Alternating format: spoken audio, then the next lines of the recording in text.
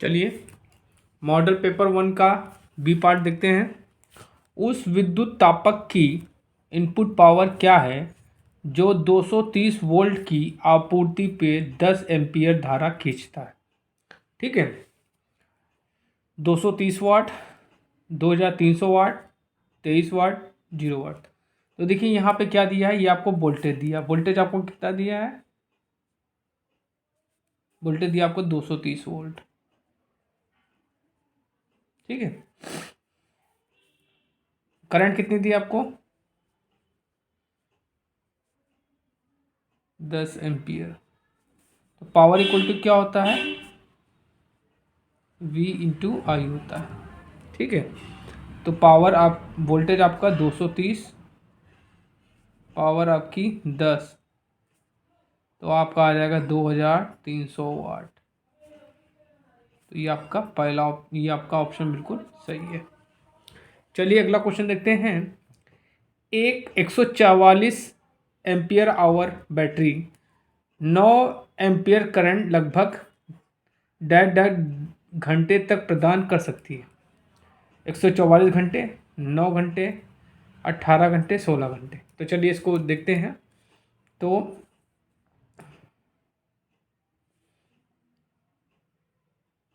बराबर क्या हो जाएगा, 144 मतलब क्षमता बटे एम्पियर। कितनी एम्पियर की है, 9 एम्पियर। तो 144 को हम लोग 9 से डिवाइड करते हैं। चलिए देखते हैं, 9 एकम 9, हासिल लगा है 9 छक 54। तो कितने घंटे,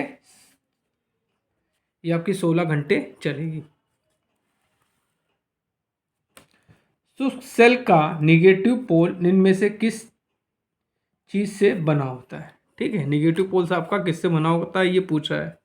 शुष्क सेल में पारे का बना होता है, कार्बन का बना होता है, जस्ता का बना होता है, तांबा का बना होता है। तो बच्चों ये जस्ते का बना होता है। किसका बना होता है, जस्ते का। निकेल को कहाँ उपयोग किया जाता है। ठीक है, बैटरी में करेंगे, जनरेटर में करेंगे, रेक्टिफायर में करेंगे और मोटर में करेंगे। तो इसका प्रयोग हम लोग बैटरी में करेंगे। प्रत्यावर्ती विद्युत धारा व वोल्टा का किसी भी पल का मान कहलाता है। देखिए किसी पल का मान मतलब क्या है, ये आपका देखिए, ये आपका अल्टरनेटिंग करंट हो गई। ठीक, ये जो वैल्यू होती है, ये जो वैल्यू होती है, देख रहे हैं आप, ये वैल्यू पूछा है, ये कौन सी वैल्यू होती है, पीक वैल्यू होती है, तात्कालिक मान होता है, आरएमएस वैल्यू होती है, एवरेज वैल्यू है। तो बच्चों इसको हम लोग तात्कालिक मान बोलते हैं। ठीक है, कुछ बुकों में आपको तात्क्षणिक मान बोलेंगे, इसको तात्क्षणिक मान भी बोलते हैं, और इसको इंग्लिश में इंस्टेंटेनियस वैल्यू बोलते हैं।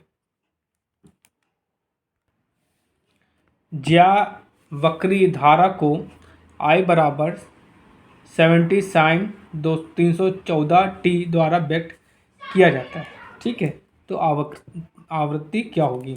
ठीक है, तो बच्चों इस इक्वेशन को हम लोग क्या करेंगे, करंट के स्टैंडर्ड इक्वेशन से कंपैरिजन करेंगे। तो क्या हो जाएगा, I max sine omega T.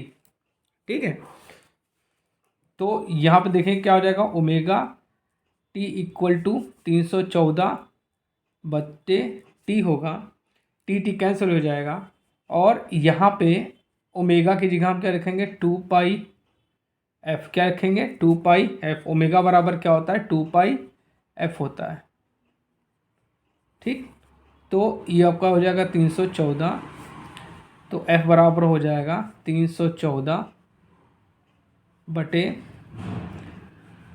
2 into pi की वैल्यू होगी 3.14। ठीक है, इसको हटाएंगे तो यहाँ 2 जीरो लगा देंगे, ये कैंसिल हो जाएगा, और 100 को हम आधा कर देंगे तो कितना आ जाएगा आपका, 50 हर्ट्ज़। कितना आ जाएगा आपका, 50 हर्ट्ज़। तो बच्चों इसमें आंसर क्या हो जाएगा आपका, 50 हर्ट्ज़। ठीक है, चलिए अगला क्वेश्चन देखते हैं। 3 फेज सप्लाई में वाइंडिंग का विद्युतीय विस्थापन होता है। देखिए आपकी 3 फेज सप्लाई हो गई, जैसे आपका 3 फेज सप्लाई हो गई। चलिए कहाँ बना, ये बना देते हैं। चलिए ये आपकी 3 फेज सप्लाई होगी। अब पूछ रहा है कि 2 फेजों के बीच में कितने डिग्री का एंगल होता है। ठीक, तो ये 120 डिग्री का आंसर होता है। ठीक है, तो इसमें आंसर क्या हो जाएगा, 120। चलिए अगला क्वेश्चन देखते हैं। विद्युत वायरिंग में प्रयुक्त चालक डैट डस्ट का होना चाहिए। आयरन का होना चाहिए, टिन का होना चाहिए, कॉपर का होना चाहिए, स्टील का होना चाहिए। तो बच्चों आपका किसका होना चाहिए, कॉपर का होना चाहिए। ठीक है, होना तो चाहिए चांदी का, लेकिन हम लोग चांदी महंगी होती है कॉपर से, इसलिए इसका यूज़ नहीं करते हैं। और जो इसकी चालकता होती है, कंडक्टेंस,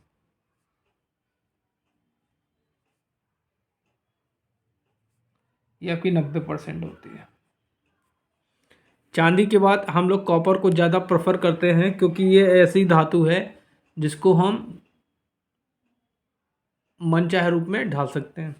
ठीक है, चलिए अगला क्वेश्चन देखते हैं।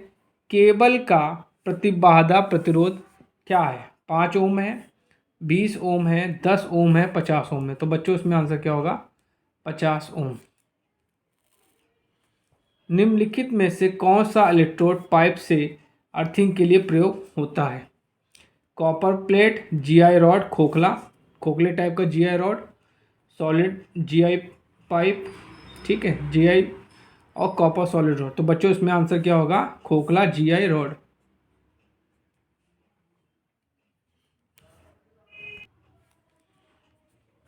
कहाँ पर घरेलू वायरिंग में पोर्सलेन का प्रयोग होता है। तारों में होगा, तारों में तो आपका कॉपर यूज़ करोगे, स्विच बोर्ड में, कटआउट में, बल्ब होल्डर में। तो बच्चों आंसर क्या होगा, पोर्सलेन हम लोग कटआउट में लगाते हैं। देखिए पोर्सलेन से आपके इंसुलेटर भी बनते हैं। ठीक है, पोर्सलेन से भी आपके क्या बनते हैं, इंसुलेटर।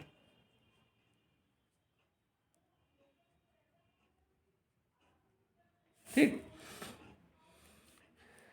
चलिए लास्ट क्वेश्चन देखते हैं। कितनी दूरी पर हमें भवन से अर्थिंग इलेक्ट्रोड को लगाना चाहिए। 1.5 मीटर, 0.5 मीटर, 1 मीटर, 10 मीटर। तो बच्चों इसमें आंसर क्या हो जाएगा आपका, 1.5 मीटर।